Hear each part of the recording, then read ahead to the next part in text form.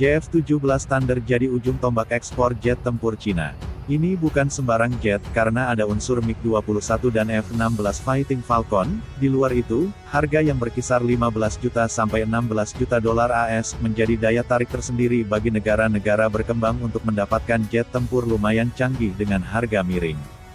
JF-17 dibangun cukup lama, dan sempat melibatkan Amerika di beberapa bagian. Dari segi desain, ini merupakan perpaduan dari MiG-21 dan F-16 Fighting Falcon. JF-17 terbaru telah memperkenalkan kemampuan canggih yang harganya setara dengan pesawat berumur 20 tahun lebih tua.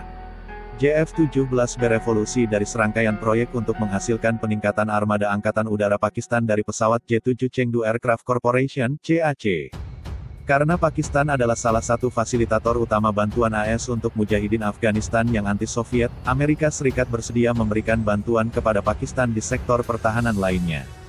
Saat Soviet bersiap-siap untuk menurunkan jet ringan generasi berikutnya MiG-29, Pakistan menginginkan sebuah pesawat yang dapat melawannya. Ini menghasilkan proyek Sabre 2, upaya untuk memodernisasi J-7 yang dilakukan oleh CAC dan Grumman. Iterasi asli Sabre 2 hanya meregangkan badan pesawat J-7, mendesain ulang permukaan kontrol, dan mengubah lokasi dan ukuran intek udara. Namun Sabre 2 tidak dapat mencapai kinerja jet tempur Amerika kontemporer atau kinerja yang diproyeksikan dari MiG-29 dengan konfigurasi ini, sehingga proyek Sabre 2 dihentikan. Namun, ketiga negara memutuskan untuk mencoba lagi di tahun 1980-an, menghasilkan proyek Super 7. Kali ini lebar sayap ditingkatkan dan dibentuk menjadi konfigurasi yang mirip dengan F-16 selain perubahan aerodinamis sebelumnya.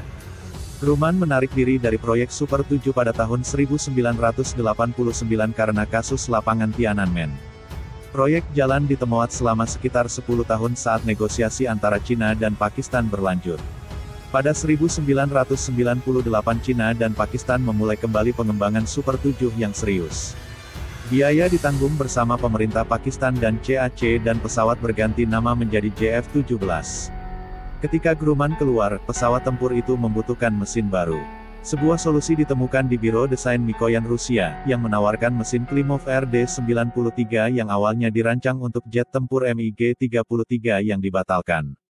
RD-93 adalah versi lanjutan dari RD-33 yang digunakan pada MiG-29, namun, hanya satu RD-93 yang digunakan pada JF-17 berbeda dengan dua RD-33 dalam MiG-29. Inovasi kunci lain yang terjadi selama proses pengembangan adalah dimasukkannya Intake Supersonic Diverterless DSI pada desain JF-17. Desain melewati beberapa iterasi tetapi terlihat pada pesawat produksi JF-17 saat ini. Pada tahun 2003 prototipe pertama mengudara.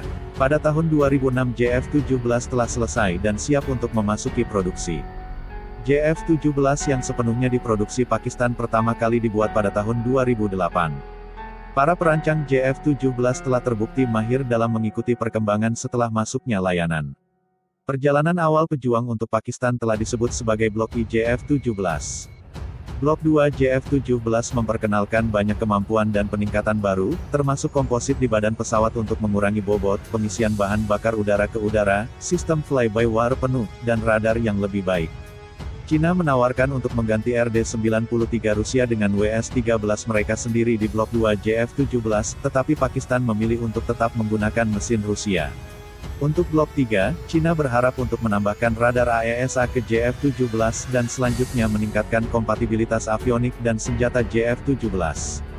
Standar JF-17 dilengkapi dengan databus MIL-1760 Dobra Sao Tome dalam beberapa implementasi, memungkinkan kompatibilitas dengan senjata barat dan timur.